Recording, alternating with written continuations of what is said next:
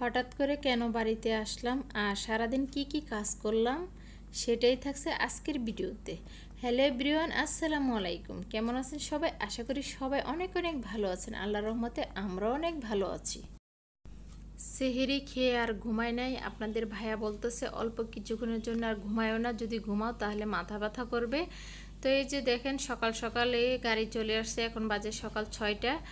তো ওর বাবা বলতেছে সকালে যদি রওনা দিই তাহলে তো রাস্তায় জ্যাম পাবো না, আর ঠান্ডায় ঠান্ডায় সুন্দর চলে যেতে পারবো। তো বিসমিল্লাহ বলে আমরা রওনা দিয়ে দিলাম। এখন আমরা ওই যে রাস্তা থেকে আবার বড় বাইকে সাথে নিয়ে নিলাম, আমার বাসর হয়। বাড়িতে আসার কারণ হলো আজকে আমার শাশুড়ির মৃত্যুবার্ষিকী। তো শাশুড়ির মৃত্যুবার্ষিকী উপলক্ষে আত্মীয় স্বজন আর কিছু প্রতিবেশীকে ইফতার খাওয়াবো, সেজন্যই আজকে বাড়িতে আসা। এই তো দেখতে দেখতে চলে আসলাম। এটা হলো বারিচা কাঁচা বাজার। আর আমাদের নরসিংদী তো সবজির জন্য বিখ্যাত। তা আমাদের নরসিংদী সব ধরনের সবজি খুব ভালো হয়। আর এবার বেগুন খুব বাম্পার ফলন হয়েছে। এই তো আমরা এখন বাড়ির কাছাকাছি চলে আসছি।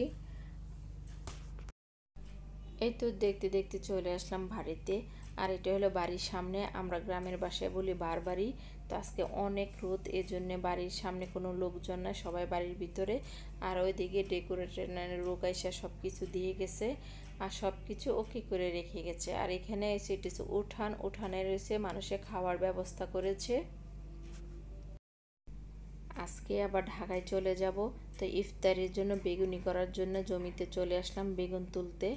আর এটা হলো আমার শ্বশুরের বেগুনের জমি। মাশাআল্লাহ এবার কিন্তু বেগুন বাম্পার ফলন হয়েছে।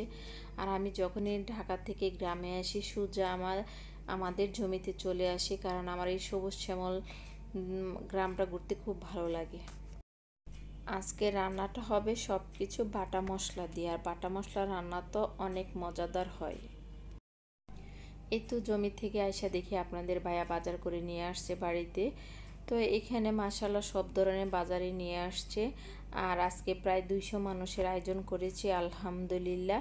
তো আর 40 কেজি মুরগি আনা হয়েছে, এটাতে তেহরি করা হবে। আর ওই দিক দিয়ে যে যার মতো কাজে খুব ব্যস্ত আছে।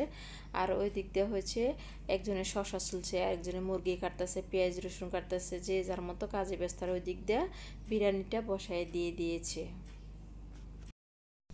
মাশাআল্লাহ বিরিয়ানিটা একদম ঝরঝরা হয়েছে। তো 2 ডেস্কি বিরিয়ানি রান্না করা হয়েছে। আর ওইদিকে সবার জন্য ইফতার আমরা সবাই হাতে হাত মিলিয়ে ইফতারগুলো রেডি করে দিচ্ছি।